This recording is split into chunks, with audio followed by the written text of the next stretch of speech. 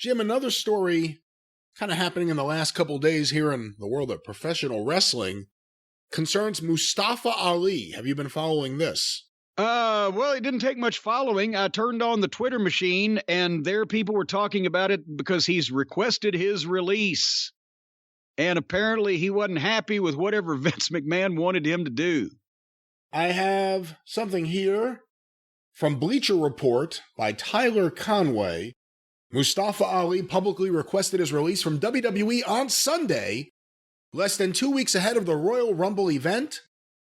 In a tweet, it simply said, "I am requesting my release from WWE," and then there was a statement. "I have a message that is much bigger than my dreams in pro wrestling. Despite my best efforts, I will not be able to deliver this message while working with WWE. Therefore, I am requesting my release from WWE." He's 35 years old. I'm trying to skim through the rest of this article. He was, of course, in the, as it says here, the failed Retribution stable, which bludgeoned the momentum of every member. Ali, Dominic Dijakovic, Dio Madden, Mercedes Martinez, and Mia Yim are all highly touted wrestlers who were thrown into gimmicks that never got off the ground. Ali was the only member of the group to not undergo a name change.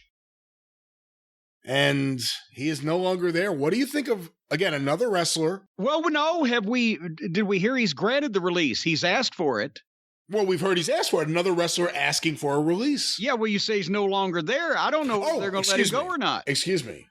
Because here's the thing, then does that sets a precedent? It's okay for them to fire you if they want you gone, but if you want to leave, unless they really just don't give a shit about you, I don't see why they would release you, because then if they release you just because you asked for it, then wouldn't that open them up to about another 25 or 30 requests? And then where do you draw the line? That's why they've never liked to grant releases when the talent requests them, unless they're just, oh, thank God, he finally did. Yeah, before he changes his mind quick. But otherwise, I don't know whether they're going to let him go because he did it so publicly. Maybe he thinks that'll help his case, that people will be behind him as the underdog or whatever. Well, do you think it helps his case, just the general mindset of the company right now, where they're laying off wrestlers and personnel left and right every month, every 2 months, you're hearing about another batch of people let go?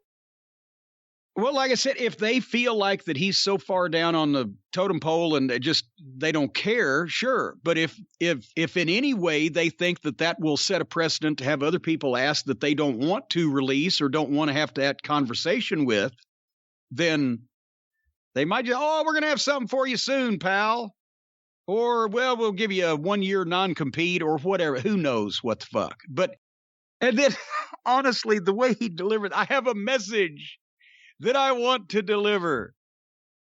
What? That sounded a little grandiose. I don't know this fellow. I've never met him. I'm wondering if he's bought the idea that he's a worldwide superstar and major entertainer. But I remember the line. I have a song I want to sing.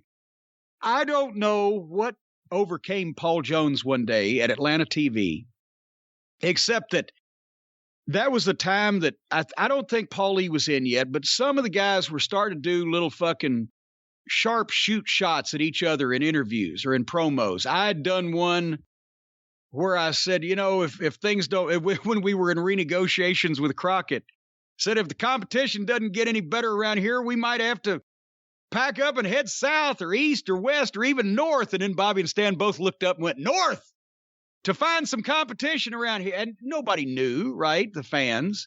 And Flair and those guys were sniping at each other. And Paul Jones came out and tried to do a shoot interview with two meanings, one that the regular fans would get and one that the smart fans would get. And he had built some fucking thing up where he had a song in his heart that he needed to get out. And he said, I've got a song and I want to sing it. And nobody, neither side, neither the fans that weren't smart nor the ones that were understood what he was trying to say. But I hope Muhammad Ali, or what's his name? Mustafa Ali. Yeah, I hope he finds a place to deliver his message. Maybe I hear the U.S. Postal Service is shorthanded. He could deliver everybody's message.